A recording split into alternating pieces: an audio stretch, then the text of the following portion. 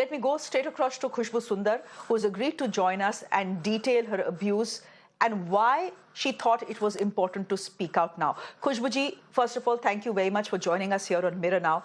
Can I begin by asking you what made you speak out publicly about what had happened to you after 25 long years? I don't know what told me to speak out. It wasn't planned. It's just that I was there at an event. It was about women, and I was addressing children who were like as young as 18 and below 18 school-going kids. And I think it's very important for the kids to know that they don't have to be ashamed of what happened to them. I think the person who is responsible to do this to them should be ashamed of themselves. And that person needs to be brought out in public life and shame him and tell the world that this is the person, because 90% of these cases you see when the child is abused, sexually abused, a boy or a girl, 90% of the cases you see the perpetrator is always someone you know within the family, within your close circle, your friends, someone. And we always at some point we are scared ki we don't want to name them, because if we do, pata nahi kya hoga kal ko. And they continue. They don't, these kind of men, they don't stop with you. They continue abusing other children as well. And I think that is when these kids need to come up and, speak about this and say that this is the person who is responsible. Because you have to give a warning to other children. You have to tell their family members that this is the person we are dealing with, and we need to keep this kind of a man at a long distance, and he needs to be punished for what he's doing. You did speak out against your father. You told your mother at the age of 15 that you were being sexually abused. Could you tell us, from the age of 8, when you started getting sexually abused by your father, to the age of 15, what did you go through and what finally happened when you told your mother? See, initially, like I said, I was a little scared to tell my mom, take her into confidence. First, because I have seen my mom in an absolute abusive marriage, and she bore everything. She bore the brunt of all that my father did, and she thought that she didn't have a place to go. She doesn't have anyone. No relatives are going to support her. She's not financially independent. She's absolutely uneducated. So she didn't know what to do, and she thought that if she stands up against her husband, he's going to throw her out. Her own fears were there, so she tolerated everything. And with me, it was the same, where I was threatened that if I'm going to open my mouth, if I'm going to say anything, then my mom and my brothers, my siblings are going to take the brunt of it. And probably that fear, because I had already seen my father abusing my mom, so I didn't want to add on to her worries or woes, and I didn't want her to go through that again.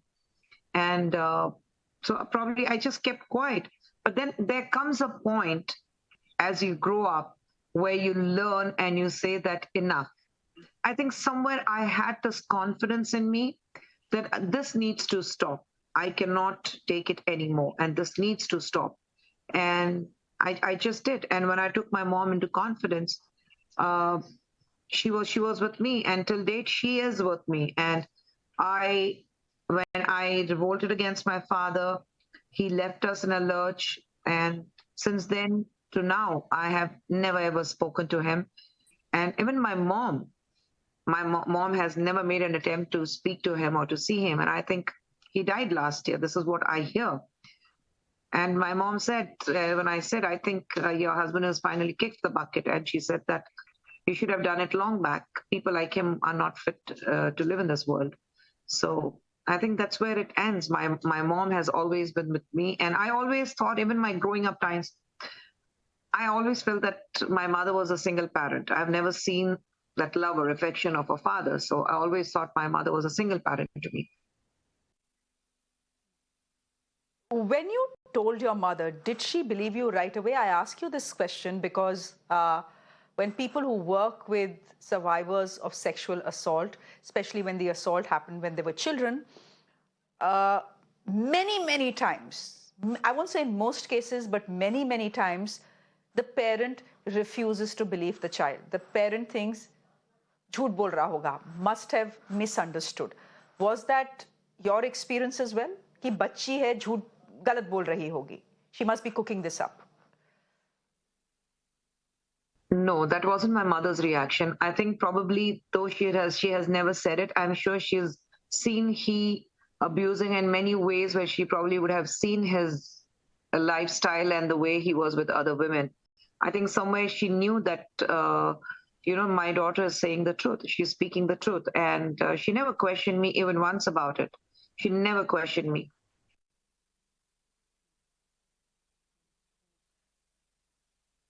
Now, you've said that when you were abused as a child, starting from the age of 8, it is something that left a scar on you. What is that scar, that burden that you carry? It stays with you that something like that has happened. It stays. I haven't forgotten. I mean, it's behind me. I have definitely put it behind me. The journey, the kind of beautiful life I have lived, I have survived on my own. I have made it on my own. I have built a beautiful family around me.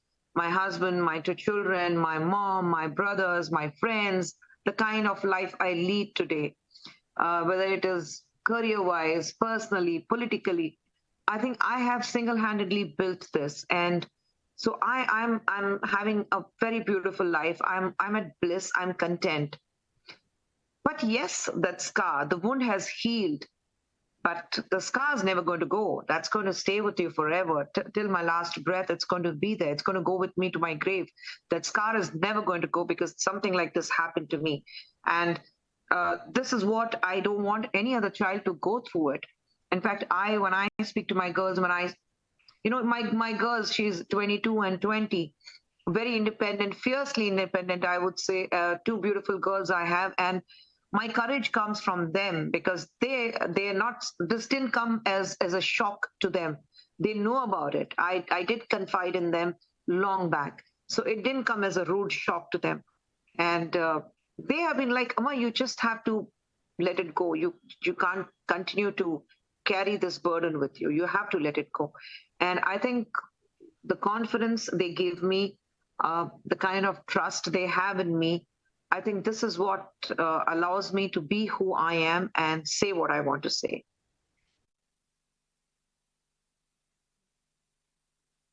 Can you look back now to those years of abuse and understand why you kept quiet from the age of 8 to 15? What held you back?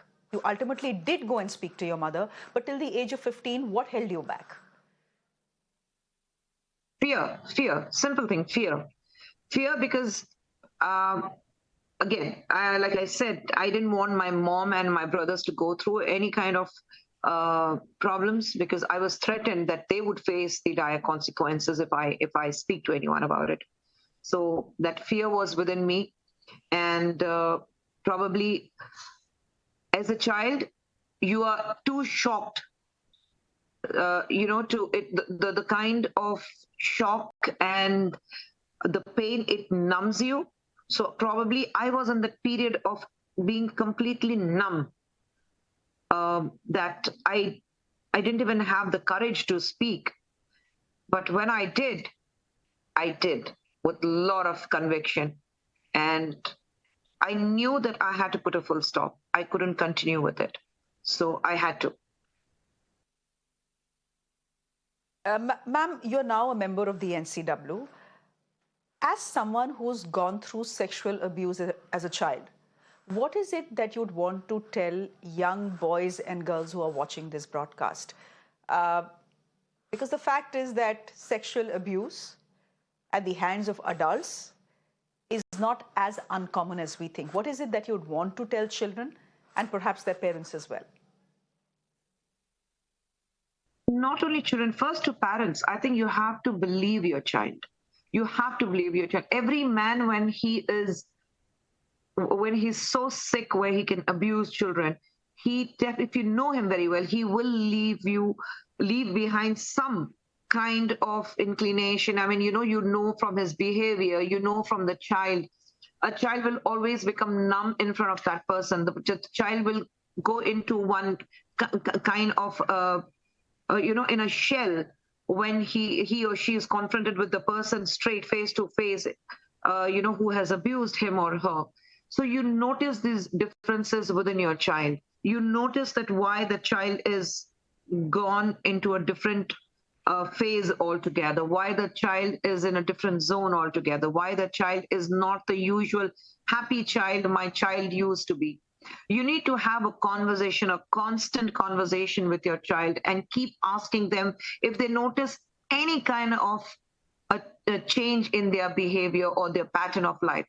At the same time, you have to believe your child. You have to understand when a child says something. A child doesn't know anything. All the child knows is my mother is going to trust me, my mother is going to believe me, my parents are going to believe me. And I want every child to understand that whatever said and done, eventually your parents will understand you. And it's not the girls alone who are abused. We have seen boys also being abused. So I think every parent needs to, believe their child and and they have to build this confidence in their children, saying that they have to come and confess, they have to come and speak to their parents about any kind of problem. And I want even the girls, who are, or any woman who is sexually abused, the first thing, if you see in the society we live in, they're scared to go and speak about their sexual abuse. The reason being, they do not become the victims. In fact, it's the other way around. The society goes and asks them, what did you do to provoke? तुमने क्या किया उसको उकसाने के लिए? What were you wearing? What were you doing at this hour there? Why? Who asked you to go to this place? And were you already in touch with him? So, these kind of questions come to her rather than standing with her and showing your empathy towards her and trying to get her justice. She's not the victim anymore. She becomes someone who is completely at fault. And probably this is one reason why girls don't come out and speak. But I would like to ask, what does an 8-year-old child do to provoke a man to sexually abuse her? What does an 86-year-old grandmother, when she is raped, does to provoke a man who goes and rapes her? What does a pregnant woman do to provoke a man when she is raped? I think we need to stop blaming the woman, but rather understand that where we are failing in bringing up the men in the house, the boys at home, are we educating them enough to tell them that you have to look at a woman in a very respectable manner? You have to give her that respect. She is not an object of desire. And I say rape, any kind of rape, even a marital rape is a rape. A woman cannot be touched if you hear her saying no. I think a physical relationship of any kind has to be between two adults, has to be with the consent of two understanding adults, and not force yourself on someone. Khushbu Sundar, you went through 7 ugly years, but in spite of that, despite that, you've managed to build yourself a very beautiful life. That takes immense confidence and courage. So congratulations for that. And thank you very much for speaking up. I hope that people who have watched this broadcast and heard you today, especially children who are going through abuse, find the courage in your words to go out and speak to their parents about it. Thank you very much. Thank you for joining us here on Mirror Now and telling us your story.